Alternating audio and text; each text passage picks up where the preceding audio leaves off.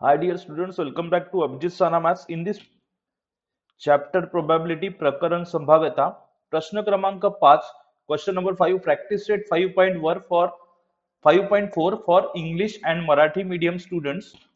तर 5व्या क्रमांकाचा प्रश्न आहे, योग्य रीतीने पिसलेल्या 52 पत्त्याच्या पॅक मधून एक पत्ता काढला तर खालील घटनाची संभाव्यता काढा. तर इथे एक एक्का मिळणे, दुसरा इस्पिक पत्ता मिळणे. तर उकल मध्ये आपण बघूया. पत्त्याच्या कॅटमध्ये एकूण 52 पत्ते असल्यामुळे तर नमुना घटक संख्या NS बरोबर आपल्याला इथे 52 लिहायचं आहे, म्हणून NS बरोबर आपण इथे 52 लिहिलेलं आहे. समजा A ही घटना एक्का मिळण्याची आहे. 52 पत्त्यापैकी एक्का हे 4 प्रकारचे असतात.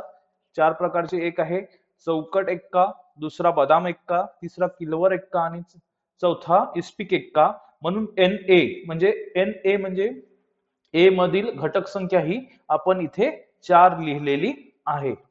आता आपल्याला ए या घटनेची संभाव्यता काढायची प्रोबॅबिलिटी, म्हणून PA बरोबर NA छेद NS हे आपलं सूत्र आहे. NA म्हणजे NA हे 4 आहे म्हणून आपण इथे 4 लिहिलेलं आहे आणि शेवटी त्याच्या खाली NS म्हणजे डिनॉमिनेटर छेद जो आहे तो 52 आहे. इथे 4/52 म्हणजे 4 एक 4 13 वेळा 1/13 हे याचं उत्तर येत आहे, म्हणून P ऑफ A बरोबर 1/13 आपण इथे लिहिलेला आहे. तर समजा दुसरी घटना B आहे आणि B ही घटना इस्पिक पत्ता मिळण्याची आहे.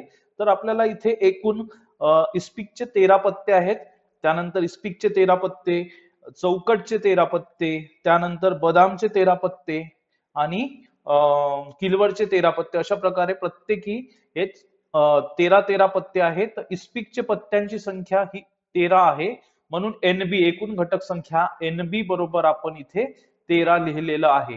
म्हणून आता संभाव्यता काढायची आहे B या घटनेची, म्हणून PB बरोबर सूत्रामध्ये NB छेद NS आपल्याला इथे लिहायचं आहे.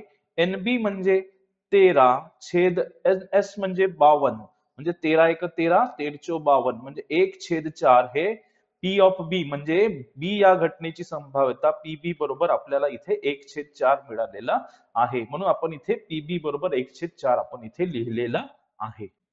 Now same question number 5 for English medium students. A card is drawn at a random from a pack of well shuffled 52 playing cards. Find the probability that the card is drawn is an S. Second, spade. Now in the solution part, there are total number of the cards in a playing card pack, that those are 52. Therefore n of S equals to 52. Let A be the event of getting an S. Therefore A equals to, there are 4 type of S cards. There are heart S, diamond S, club S and spade S. Therefore the total number of S cards, therefore event, therefore n of A, total number of elements in event A, therefore n of A equals to 4.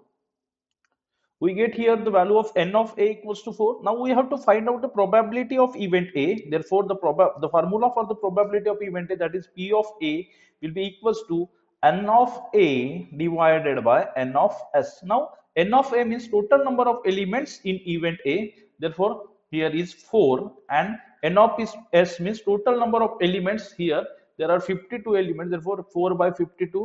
On cancellation we get 1 times and this is 13 times, therefore 1 by 13 is the probability of event A. Therefore we have written here P of A equals to 1 by 13. Let us consider another event, event B. Be the event of getting spade, therefore n of B equals to 13. We know there are 13 spade cards, therefore 13 diamonds cards, and each cards are 13 of different colors now and shapes. Now here n of B equals to 13. Now we have to find out the probability of event B, that is P of B equals to n of B divided by n of S. N of B total, n of B, the value of n of B we have find here, that is 13, divided by n of S, that is the total number of elements in sample space is 52. On cancellation 1 times and this is 4 times, therefore we get 1 by 4. Therefore probability of B, that is P of B, we get that is 1 by 4 here, 1 by 4. Therefore the P of B equals to 1 by 4. Subscribe Abhijit Sana Maths for more videos.